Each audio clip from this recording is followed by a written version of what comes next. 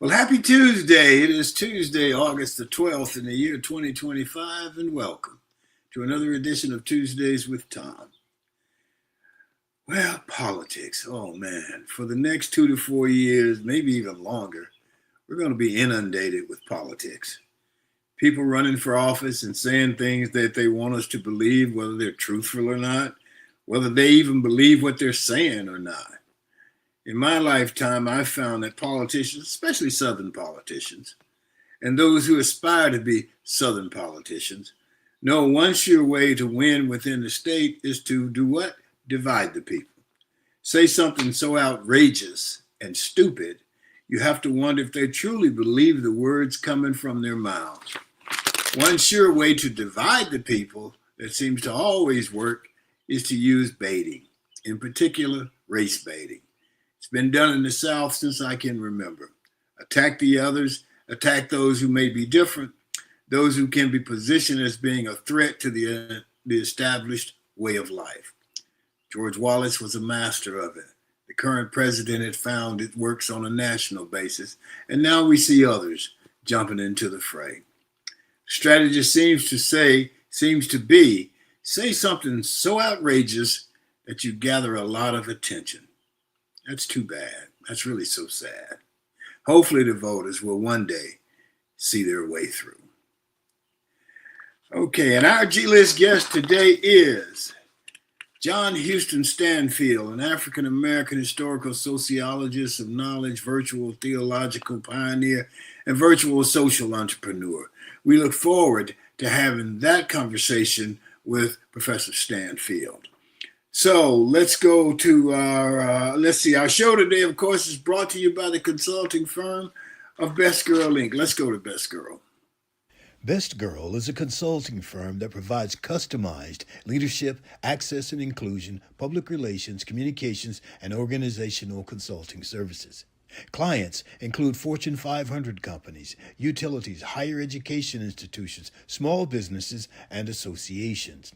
Best Girl's team of consultants, led by Joyce Gilly-Gossam, Emily Hedrick, and Sean Jones, partners with business and education clients to promote organizational effectiveness, communication, motivation, and leadership, with always an impact on the bottom line. Best Girl's customized consulting services include strategic planning, corporate communication, executive coaching, fundraising, and economic development. Best Girl continues to customize the solution that fits your needs. So let's go to the round table and talk to Barbara Wallace Edwards and Michael Walker this morning and see what they got. Good morning, Barbara Wallace Edwards and Michael Walker. How you guys doing this morning? Good morning, gentlemen. I'm doing well. How are you all? Good morning, TG. Good morning, Barbara. I'm well, as much as I can say so, but we're doing all right. We're glad that you're making some progress, Michael. Yeah. Thank you. I'm glad it's Tuesday. Monday was something, I tell you. Hot water tank went out, the sprinkler system went out, and we were just ducking to see what the next thing was going to be to go out. Yeah, that's when you really don't want to see Mondays come when you have all that going on. I swear. That's a lot. Most of it will get fixed today. So you sound like you took a page out of my life story. No, I was going to say that sounds like one of my stories. I'm the one that always having issues. Weird, you know. My wife, I was getting ready to get in the shower. She said, well, the water's not getting hot. It's like, oh, okay. Let me see. So you go in there and there's water on the floor. But actually, I mean, I don't know if you can, that hot water tank's been in there about 15 years, so I think you got the best, got the most usage out of it. That's pretty good. They just don't make things like they used to, Tom. They don't. Yeah, they don't. Sometimes it's Monday all day, you know. What's happening in your world, Barbara? Well, Tom, I've got a story to share with you guys. Story out of Colorado that really blew my mind. A gentleman went in for a routine cataract surgery. His wife took him, and she, when she took him to the surgery, they told her there was no need for her to stay. She could actually go shopping or whatever, run errands or whatever she needs to do, and come back in an hour and a half, and everything should be fine. Well, she gets a call. She goes across the street to a shopping center, and she gets a call within an hour. And the doctor that called her asked her if she was a Christian. And she said, well, yes, I am. He said, well, can you meet me in the parking lot? She goes back over to the hospital parking lot, and the doctor's there waiting on her. And he's like, do you believe in prayer? And she said, of course I do. And he said, well, let me pray with you. They go on to tell her that her husband died during surgery. Come to find out, the surgeon and the anesthesiologist were playing musical bingo during this man's surgery. They turned the monitors down so that they could hear the radio. And so, they said that they do that during routine surgeries all the time.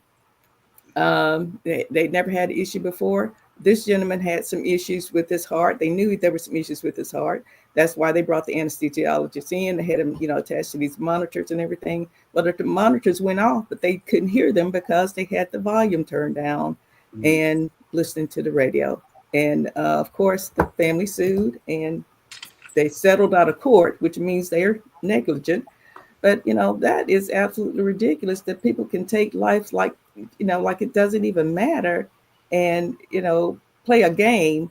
Of course, yes, it was a routine surgery, but you never know what could possibly happen. So my thoughts and prayers are with that poor family because that's uncalled for. Yeah. I was going to say, I'm sure they have some excuse. I hope they got some excuse other than the music was too loud. That was their only excuse. They actually interviewed the surgeon and the anesthesiologist, and they said, well, we've done it thousands of times before. There'd never been an issue before. So we wasn't expecting anything to happen this time either. When you, when I ride my bike in the morning, there's this one dog. He and his master and another dog walk, and this dog goes crazy when he sees the bicycle. Wow. He just goes berserk. But the guy holds him, okay? And so it's like, okay, well, the guy's holding him, the dog can't get loose.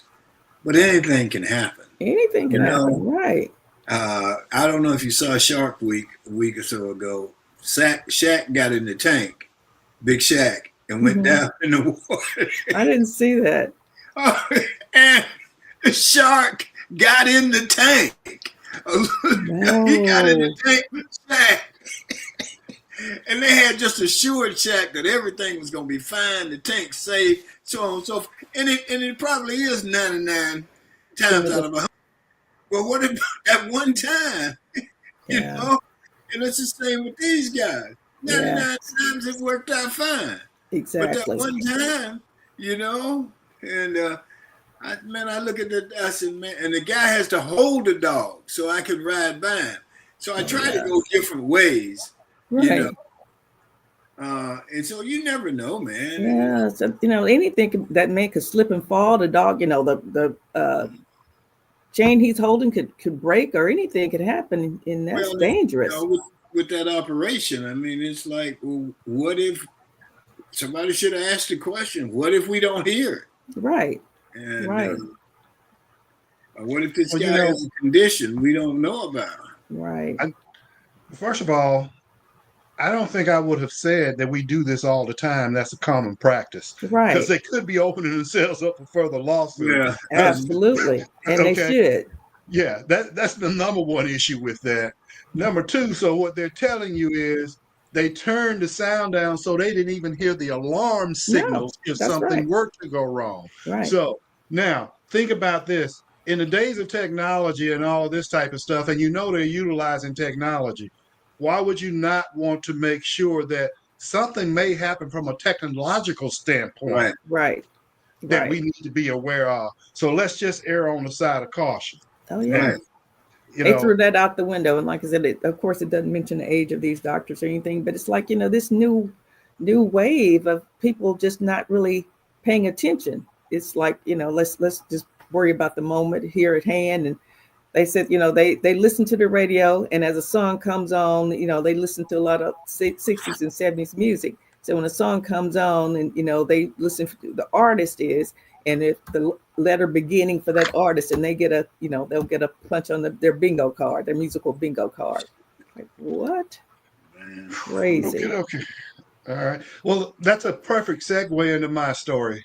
You know, we all know about MRIs and how good they are. I have one to tell me what's going on with me and stuff, and it can be certainly a great tool. Unfortunately, a man in Westbury, New York, was killed by an MRI machine back on July 16th. Yes, yes. He went he went to he went with his wife who was having an MRI done. And so the attendant asked him to come in to assist getting his wife up out of the MRI machine. She was Mhm. having difficulty. And when he went in, he had a medallion, and the attendant didn't tell him to remove that medallion getting close to the MRI machine, and the machine grabbed it and pulled him up in it. He was trapped in there for over an hour before they could get him released, and he died later because of having heart attacks and Yes. experiencing that. Yeah. I read about that situation, Michael. That's so sad. Yeah, that's tough, man. Well, It that's really what I mean. is. Anything can happen, you know. Yes, You right. don't discount the fact that something could happen. I mean, like that shark got in that cage with Shaq. Right. Had never happened before. And the little, the little slats are about this big, so it's Hmm. generally too big to get in there. Right. This was a little one. It was a little shark. Yeah. You should have seen A Shaq. shark is a shark. I don't blame Shaq. I'd have been going I don't crazy. either. But he wouldn't get in, and they kept convincing him. They kept telling him to get in. So he finally worked up his nerve and got in there. And then that happened. I mean, he wasn't down in the water 5 minutes, and the shark then got in there with him. But Oh my goodness. Wow. That's That's crazy. pretty funny. Shaq's a good sport, though. He took He it well. is. He did. He took it well, and it was funny. But you just never know, man. So, So true. what else y'all got? Well, I want to say congratulations to Shadur Sanders and the game, the preseason game his team played, and how well he did after going, all those rounds, fifth round, not drafted to the fifth round, and then they start him in the preseason game, and he did an outstanding job. I mean, I understand he hadn't even really taken snaps with the first team in practice, all preseason long, and then they start him in the game, and he throws for 2 touchdowns, and I don't remember how many yards, but I think he did an exceptional job. 138, something like that. Yeah. Yeah. But Barbara, Yes. one thing, Barbara, the group of people that he played with, they were third teamers. Oh, really? Yes. Yeah. Wow. So let's make sure that everybody's well aware Understands. of that. Yeah. It wasn't like, because he never received snaps with first and second teamers Right. during training camp. Right. And so in this preseason game, and the first ones, they never played the starters anyway. Okay. And they didn't play second. They put him in with third string players. Oh, wow. I didn't even realize that. Man, Yeah. That's even better than, to me, that they all performed at that level. That's great. Yes. Carolina. Yeah. I don't know. They shouldn't treat that kid that way, but No. he's extremely popular. They've just made him more popular. They're so stupid. Exactly. They've made him, he's got the #1 jersey selling and all that stuff. Yes. So all he can do is just keep balling, man. Right. Absolutely. He may not have gone, very high in the draft, but I understand he's doing well otherwise, marketing and everything else. I think he's making a lot of money with his endorsements, and again, he's got the top jersey sale in the country. So I'm proud of him. He's doing well. Let's not be so quick to forgive in this situation. He didn't go high in the draft because that was intentional. Oh yeah, And it was collusion. Right. It was collusion by all the NFL owners, And now, because they started saying, well, he didn't interview well, he wasn't prepared. They always come up with stuff that has nothing to do with your ability and skill set when they don't want you to do well. Right. So they change the narrative and bring in all of this other stuff. Well, that's how they operate, Michael. It's Yeah. stuff Oh, yeah. that can't be quantified. Right. Stuff Right. that you But can't say. he's done well in every interview before that and since that, with the public. So why wouldn't he do well in the interview with, Well, he's for been the job? smart about it. He's been smart. He hadn't said anything that gives them ammunition to Right. use against him. Right. He's handled himself very well. And I when you mean, when the consider, guy said the other day that, he got sacked a lot of times on Colorado. If you saw Colorado play, and you saw the way that kid had no block, especially that no, first year. right, That right. first year, it was horrible. It was. It was really sad. He didn't have a good offensive line. So that's what happens when you don't have a good offensive line. Well, not only that, he didn't have a good running game either, because that takes some of the pressure off. Because if you have a Right. running back that's a threat, that'll cause those defensive linemen to hesitate a little bit before they pin their ears back and come at you.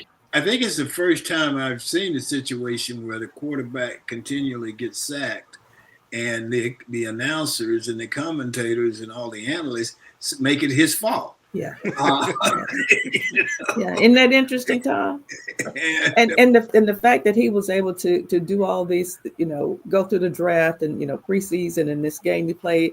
His dad, recently shared the news about his battle with bladder cancer, and you're going through that type of emotional situation and information already, dealing with a family illness that could be terminal, and and he still does well. So again, I salute him. Oh yeah.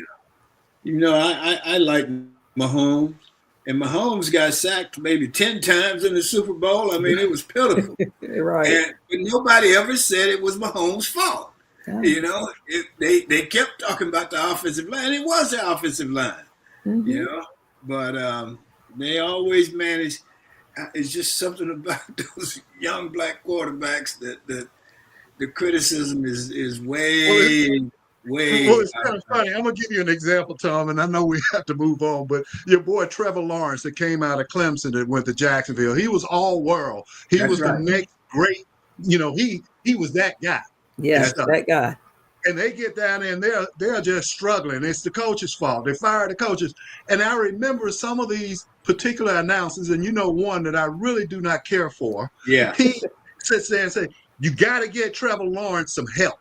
He needs some help on the offensive line." Right. But then this same announcer would turn around, and if it's Lamar Jackson or some other African-American quarterback, he would say, "He doesn't know his protection. It's his fault. That sack is on him because he didn't put him in the right protection." Right. And I'm like, how can you flip from one side to the other? It's both the same, And they tell you racism doesn't exist. So, what else is it? Explain to me what it is if it's not racism. Well, Barbara, I was going to say this. Let me full disclosure on this particular one. Okay. Right. This is a sense of racism, but it's in the reverse, if that's possible. And hear me out. Okay. This particular announcer I'm talking about happens to be black. He has a propensity to really chastise young black quarterbacks and build up white quarterbacks. Wow. And he is an African-American male. I cannot stand to hear him talk. Wow. Okay. But I will say, in Shadur Sanders' case, he has stepped up and said and called it what it is. Okay. Okay. All right. So Tom know who I'm talking about, because we've talked about that before. But in this particular case, I think he now sees what's going on because he has been supporting Shadur. But Shadur had enough detractors anyway without that. Exactly. Yeah, he does. Yeah, he does. But I give the kid credit. He does. He handles himself well. He does. Yes.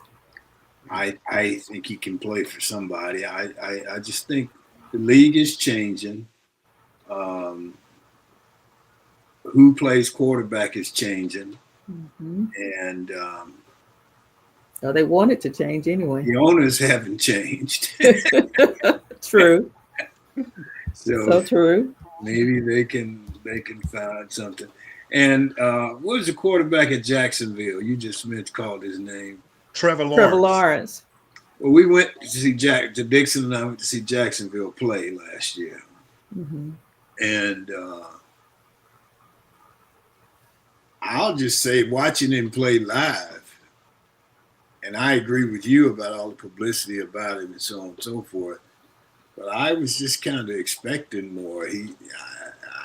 I thought he was a little shy. I did. I did. You know, he wasn't getting the protection. Those boys were knocking the you know what out of him. Right. And I just wasn't impressed. And I had the same thoughts going into it that you had. You know, he was hailed at, where was he, at Clemson? Clemson, yes. Yeah, and you know, he was supposed to be all that in the NFL. Right. But he wasn't, you know. He didn't show you much during that game, huh, Tom? Well, he was ducking and dodging and running. Hey, you know, I need to give President Trump some props because I'm a big critic of his. He is talking about reclassifying marijuana on a federal level. And yeah, he brought that up. Something we may need to reclassify that because right now, federally, it's a class 1 drug. In other words, like, you know, with all the other harsh drugs. And he's saying he's thinking about maybe reclassifying that so it'll be more like codeine or something where you have to have a prescription and that, or you can go to a dispensary or something like that. So that would be a good thing if he were to do that, because I think some of the issues we have right now are, you know, centered around the underbelly of that. Well, yes, finally, that's a positive distraction. Most of his distractions are negative.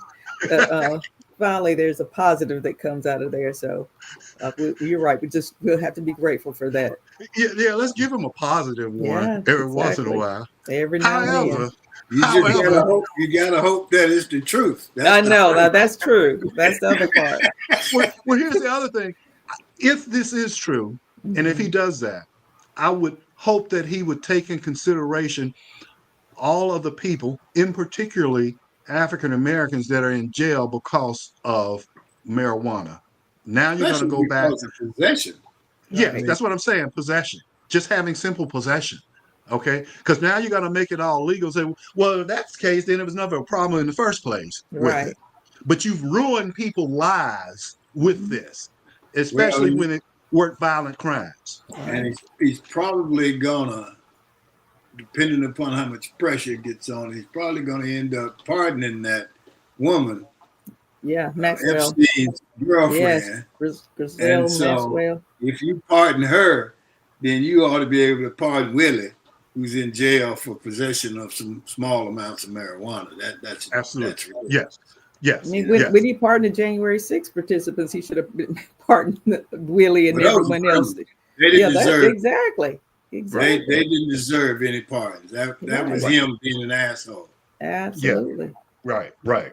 So we'll see if he go ahead and completely do the right thing. We'll see. He hasn't learned, and I don't know that he will learn because he's a big liar, and liars don't learn too fast. But he hasn't learned how to get what he wants without being a bully. Right. Without being an asshole. And, yeah, that's just the way I see it. So, yes, hopefully things will, I don't know.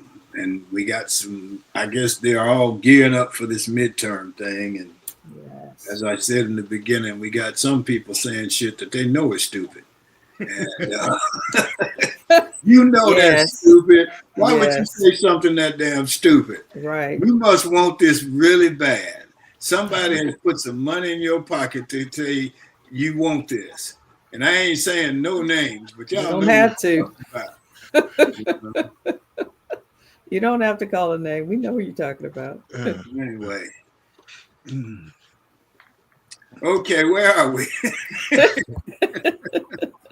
I tell you, this is one thing that's interesting. You remember the show Outer Space or Outer Limits and all that stuff and talk about what's going on? Mm-hmm. Yeah. Well, there's a guy right here in Georgia that had an encounter with something from outer space. It happened on June 26th. A meteorite came through. that was roughly, they say it was in a meter in length, which is about 3 feet, crashed through his home, his ceiling and stuff. And they say this meteorite is about 20 million years older than planet Earth. Wow. Wow. And this researcher that's a geologist from Georgia, they did some research on it because they got some fragments of it. And they're saying that it actually came from a group of an asteroid belt that's between Mars and Jupiter. And it ended up breaking off. And that was 470 million years ago. So that just tells you how long our universe has been in existence and stuff. It's unbelievable that this came through. You know, Wow. yeah, and they say it was 3 foot wide and traveling at 20,000 miles per hour when it hit. Gosh. Yes. Can you imagine being at home and hearing this loud noise and you go in there, it's like, what the hell is that? Well, that's what they're saying. They're saying it went straight through the roof, ceiling, heating, ventilation, air conditioned duct, and left a dent in the living room floor and made a noise and vibration that sounded like a close range gunshot. Oh, wow. I can't even imagine. Okay. And he has a little piece of it right now. So Wow. just imagine, how probably that's going to go into a museum or somewhere. But can you imagine being at home right in McDonough, Georgia, and this come through your roof? No, I cannot even imagine, Michael. I can't either. And just think of some guy sitting around smoking a peace pipe or something and that happened to. Did you see that? What kind of stuff you got in there? Most of the guys I know would run first and ask questions later. Yes. Once they got a safe distance away, what was that? They ain't gonna stand there and try to figure it out. No. Oh man. All right. Well, let's move on. Let's see, where are we? So school has started, so that's cool. Like, all the kids are going back to school, so that's a good thing, I guess. Yeah. So Sean's got a minute for us. Let's see what Sean's got. Sean, you there? Good morning to everyone joining in with us.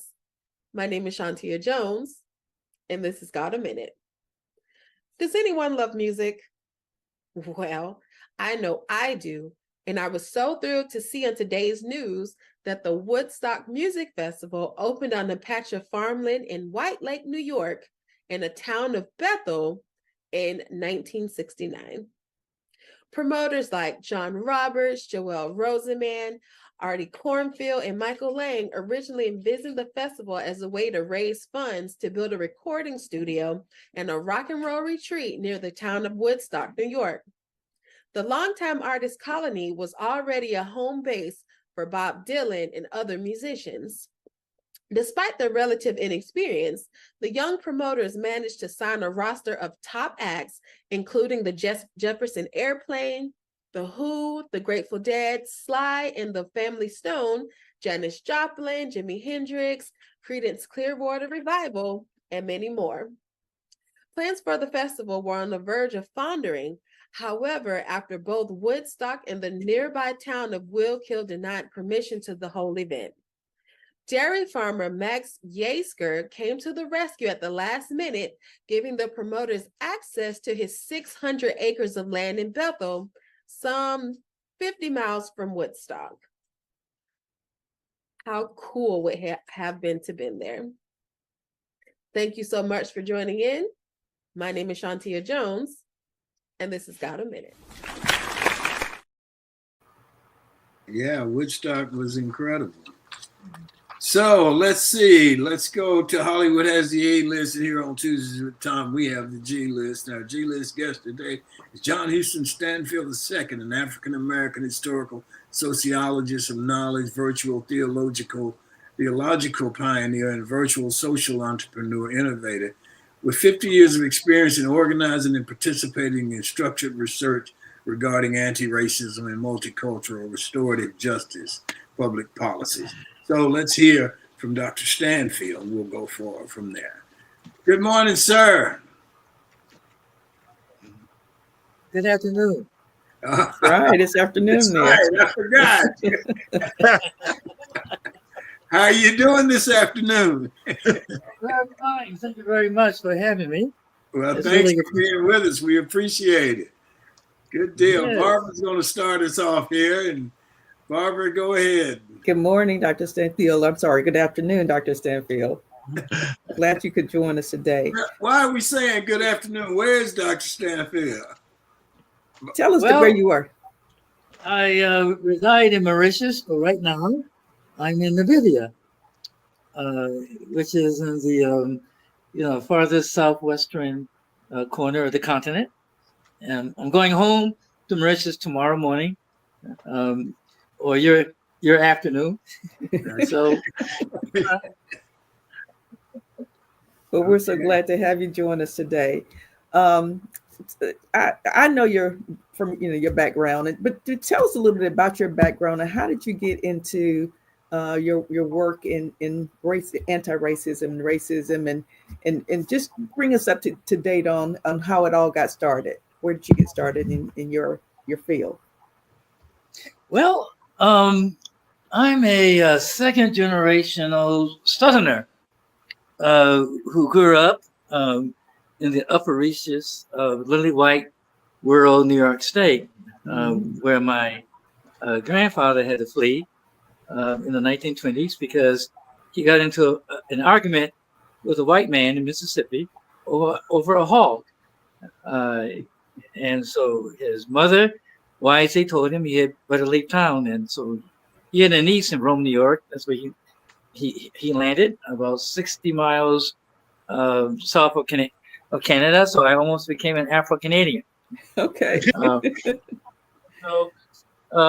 The thing is, on my mother's side of the family, my mother's extended family fled from Arkansas. They were victim survivors of the 1919 Lane massacre. And so, as you know, that massacre has only been called what it is. But it wasn't just a riot, it was a massacre. Right. Almost 1,000 Black folks were slaughtered and so forth and so on. It's finally getting some degree of publicity. Never enough, but at any rate, my parents met in church shortly before my father got shipped off to to Italy, fighting World War II. And so I had 3 sisters and no brothers. My parents got this wonderful idea that they wanted to raise their family in a house.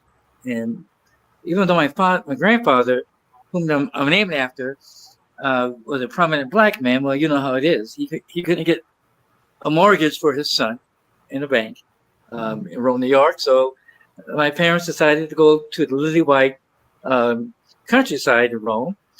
There was a Polish-American farmer who had a 10-acre farm who took, I guess, he was impressed by this young Black couple. They had these four bad kids, I like to say, and gave them a personal loan. And so my parents brought this 10-acre farm. That's where I was raised from 6 to 16. And you can imagine what I had to go through. And instead of internalizing the racism, I very early on began to study it. And I became, fascinated by racism. We went to California when I was 16, and I high school in Sacramento, and went down to Cal State Fresno when the riots, the rallies, and so forth and so on that had cooled down in Berkeley were still going quite hot in San Joaquin Valley when I got there. And so I discovered my intellect, and I had some very keen professors who were sociologists who discovered my talents and nurtured me. And before I know it, I was on my way to get my PhD at Northwestern University at age 25. And so my interest was in looking at the thinking processes having to do with racism. And so that's why I'm a sociologist of knowledge. I don't study the content of race and racism. I study how thinking creates the policies. And then you look at the biographical roots of people who become powerful and how people resist, especially in this case, African Americans and so forth and so on. And so my dissertation was about 25 years before critical race theory, and looking at how the sort of knowledge that brought about the Brown decision in 1954 was created in the 1930s and 40s. And so as I began to grow, I was always interested in Africa since a kid. And I became very fascinated by the 1994 emergence of Black majority rule in South Africa. And so to make it short, I just became fascinated by how to basically refine what we mean by multicultural restorative justice. And so with that, I became increasingly transformed from a comparative anti-racist to a comparative multicultural restorative justice, sort of person. And so that's what I've been experimenting with, so to speak, for the last 25 years. I've written a couple of books outside the United States about what does multicultural restorative justice look like. Now, we can imagine that's a very unpopular way of thinking about issues of racial inequality, because what it says is that we can create the mechanisms to work this out. We need to have processes of transparency of both perpetrators and victims, so forth and so on. So that's how it all began. Wow. Thank you. Michael? Yes. And good afternoon to you. Happy that you're here. You like saying that, huh? I'd like to ask you this question, and based on your research and getting into the psychic, what do you think is the root cause of racism then, based on your research and what you have found out about the mental aspect of it? What is the root cause of it? What's the root cause of it happens to be ways to consolidate and institutionalize power and hegemony. And the way in which basically racialization happens to have worked. And, because there's always has been bigotry, right, in the world, and all kinds of bigotry, you name it. The ancient Greeks used to talk about barbarians, right?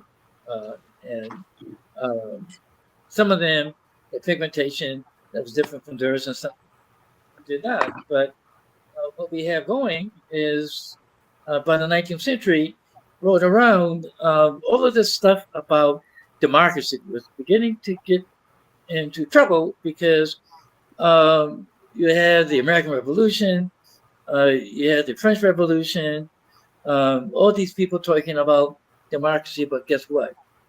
You had these people who were enslaved in Africa.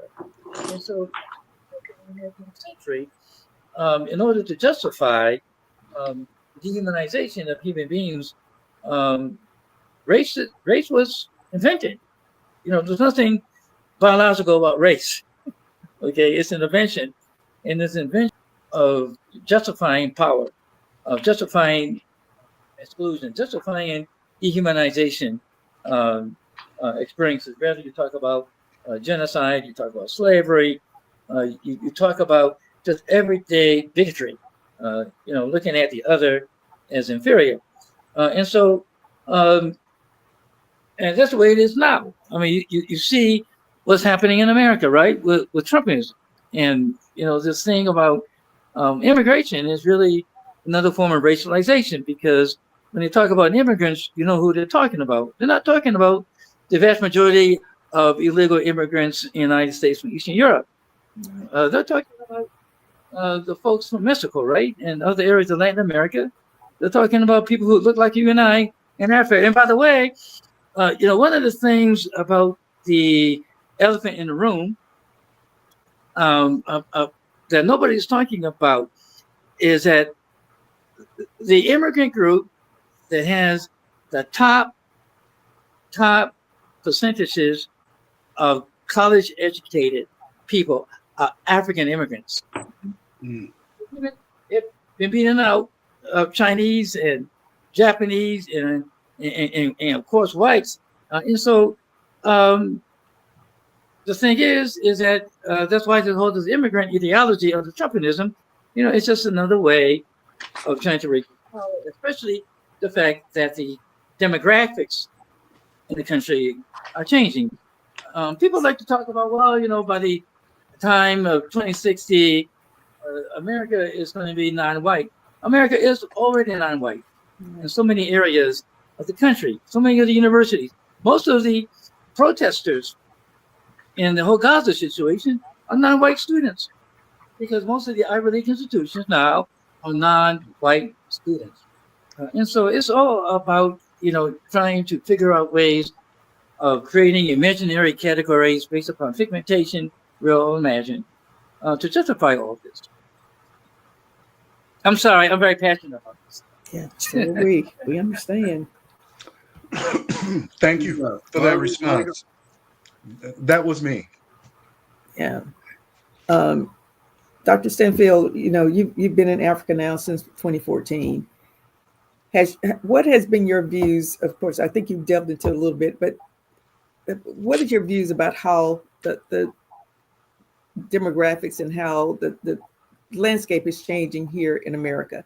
With Trump being in his second term, things are really starting to escalate now. Where are we going with this? How do you see things playing out in the next 4 years? I'm the director of a think tank, policy advocacy think tank, which is Pan-African becoming Pan-Asian, and we're not aligned. And I'm putting together a book, an edited book called 2028, What's Next? Everybody, especially those who are working from intentional or inadvertent white supremacy models, at best, they're in a damage control mode. The court's trying to stop Trump here, there. Nobody is talking about what's next. Right. And the reason being is, it's not my intention to sound corny or cocky, but I tell people all the time, just buy some popcorn and a hot dog and watch the show. Watch it. Yeah. Because there's no way Trumpism can win. Right. There's no way.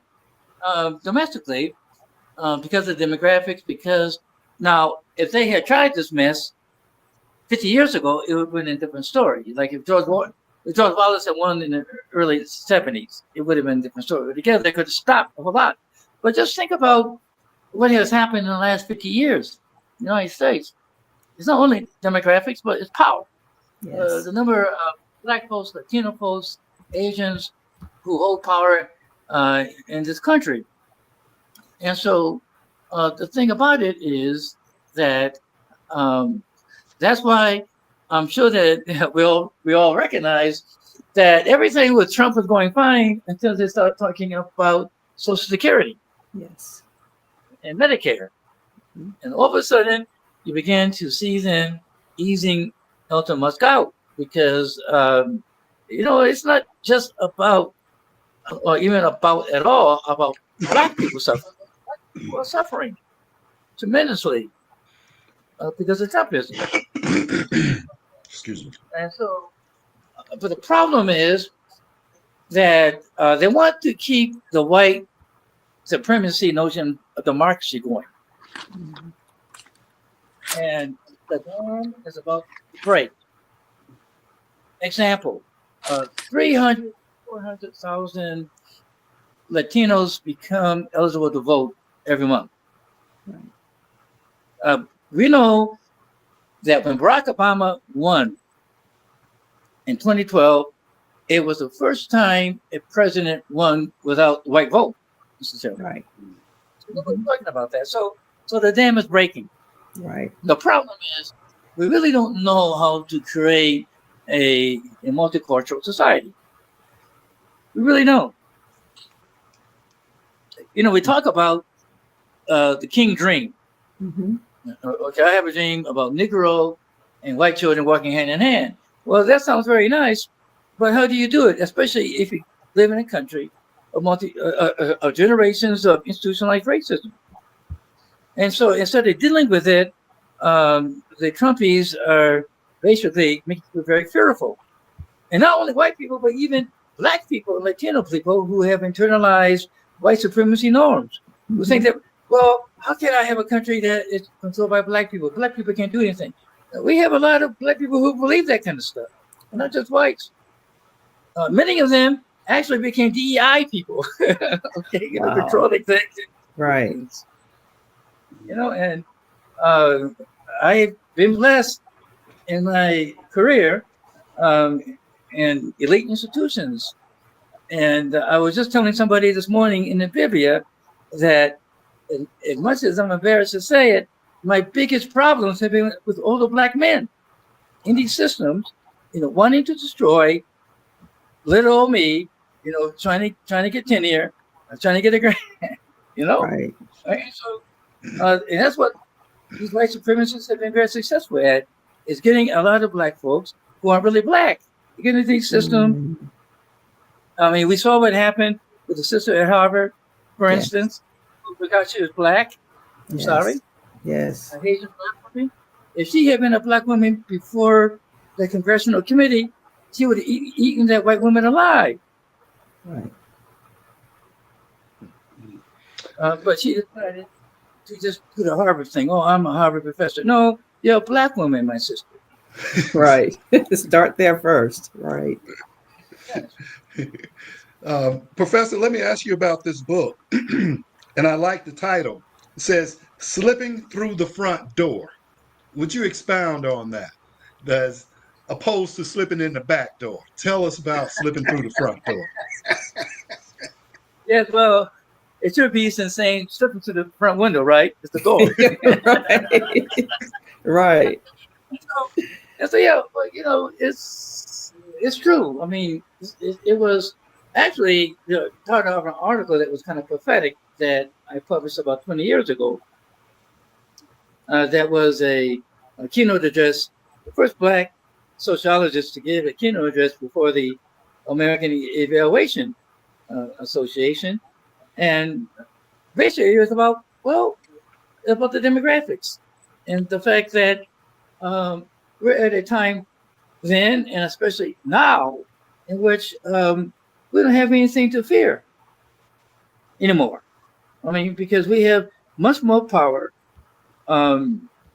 internally and globally. We like to, basically fool ourselves and say, well, China is competing with the States. China is the superpower of the world now. And if the Chinese and Indians ever get to make up, which they're going to do one day,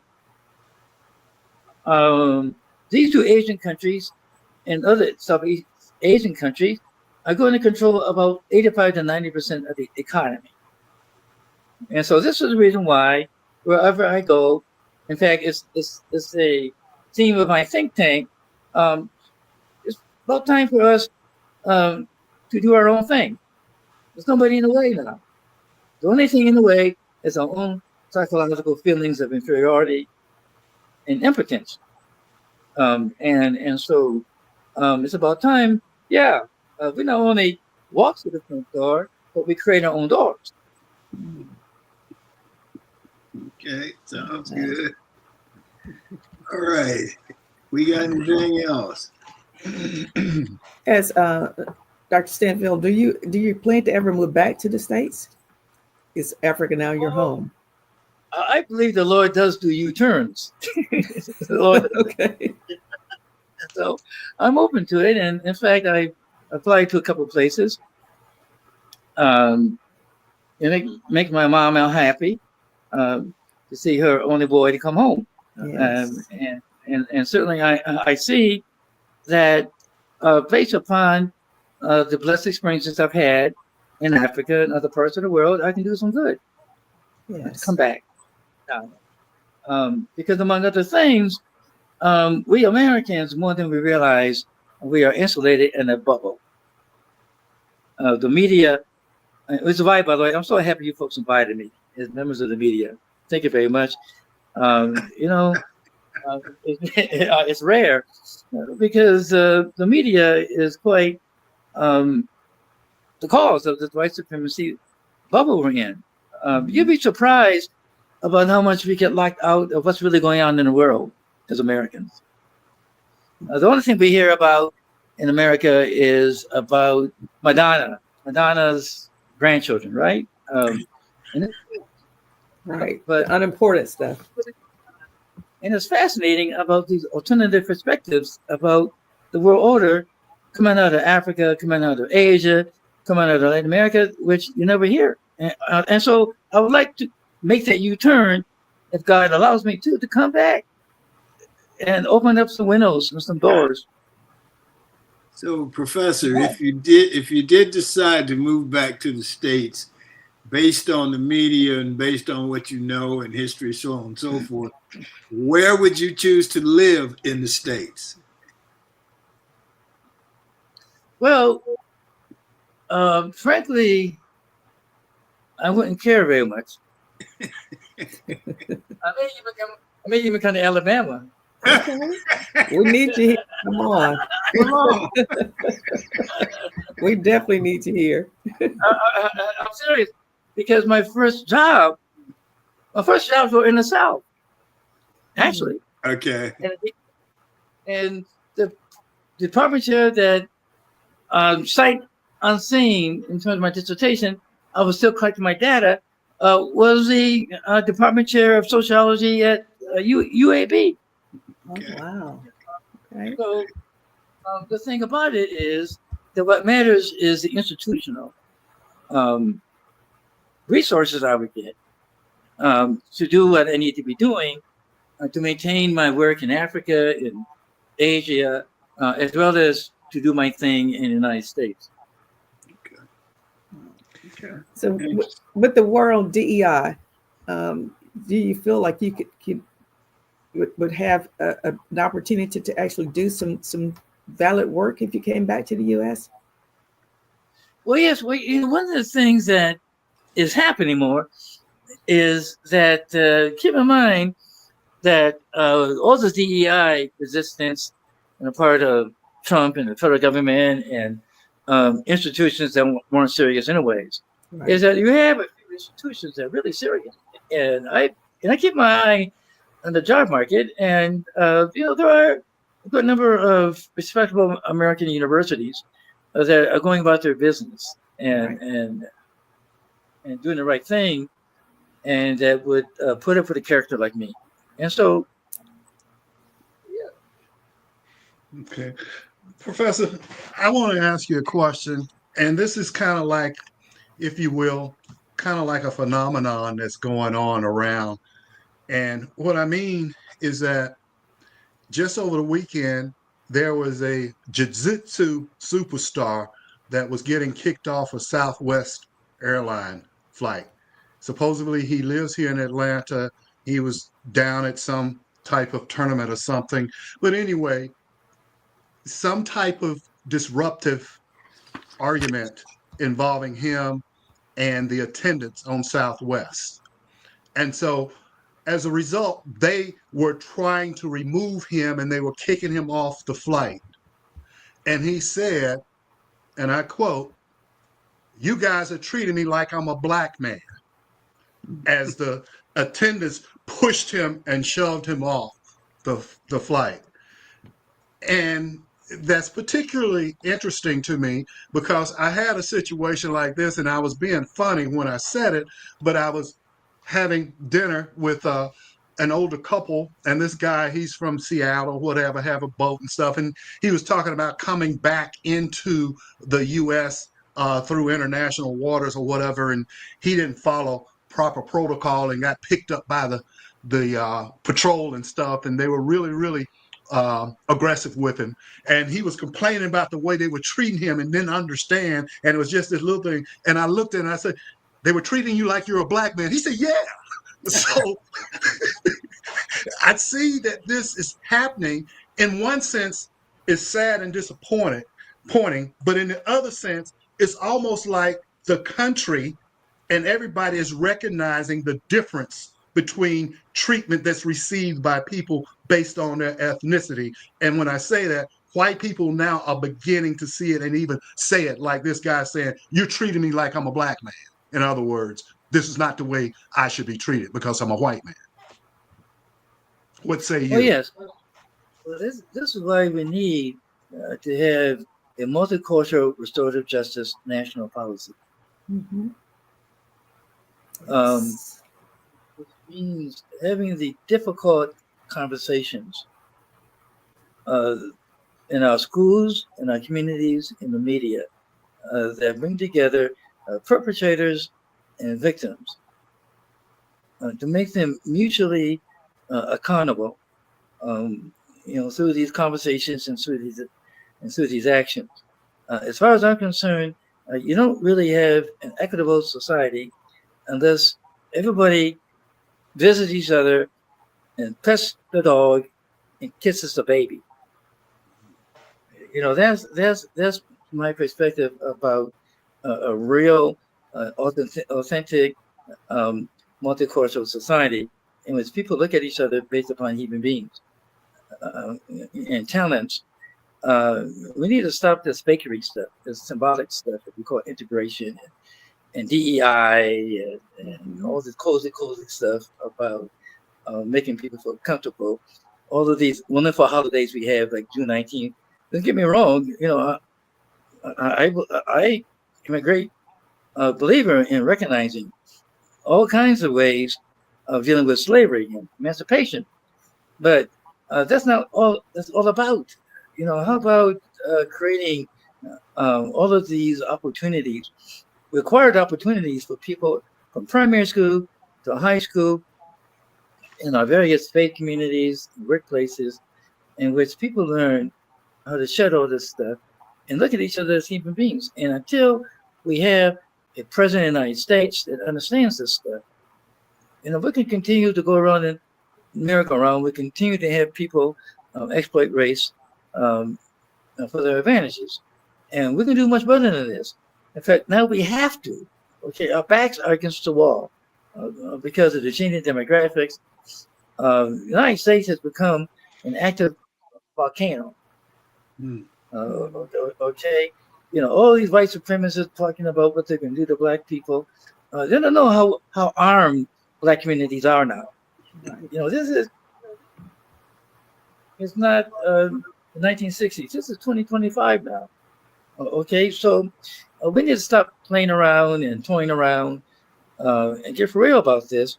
And this is the reason why we need to find ways of organizing these pressure points of getting these politicians that Tommy spoke so well of, to understand that we need to get ready and get serious about having a real multicultural democracy, because it's going to come one way or the other. And so, and until that happens, we're going to have people saying silly things like that. "Oh, you're treating me like a black man." No, he's a man. He's a man like you are. And so that's what we need to do. And it's a tall order. But who says that life is easy anyways? That's right. Okay. That's my I think say my passion in life is to talk about kind of situation and how we can just what about people beginning to rethink things like integration and about DEI and start looking at the few examples we have. Like, by the way, the military is very amusing how much good old Peter, the Secretary of Defense, he's learning how difficult it is to do to do with the military. The military has 4 or 5 generations now of multicultural restorative justice about how they deal with each other. Right. And he's discovering that. All right. Thank you. Well, thank you, sir. Thank you, sir. We certainly appreciate it. Thanks for being with us today. And we look My forward to pleasure. having you back in Alabama. Yes. Just get that fried catfish ready for me, and I'll be there. No, really, I'm serious. Next time I come through Birmingham or wherever you're stationed, I'll pop by and we can sit down and have some tea. Coffee. Okay. That would be sounds great. good. That sounds Come great. I'm sorry? Okay, so thank you very much. I Okay. appreciate you. Thank you. sir. All right. Bye-bye.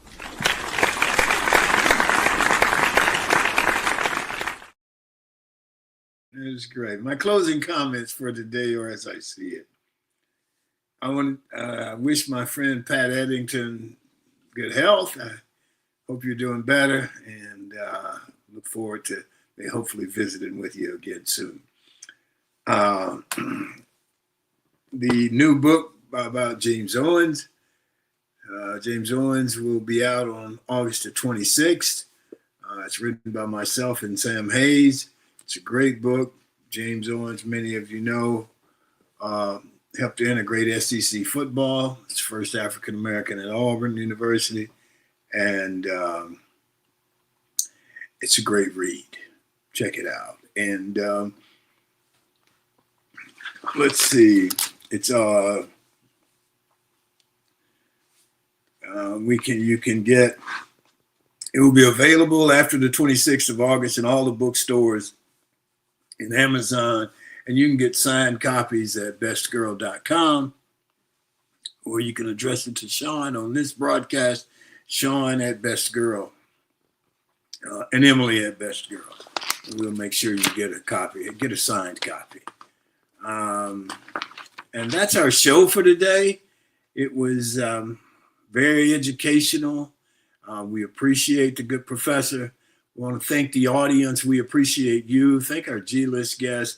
Thank our sponsor, Best Girl Inc. Thanks again to the TWT team, Barbara, Sean, Emily, Michael, and Joyce. And that's it for this August the 12th in the year 2025. Remember, a day without a smile is a day wasted. Enjoy yourself. Make every day count. Stay safe. Peace.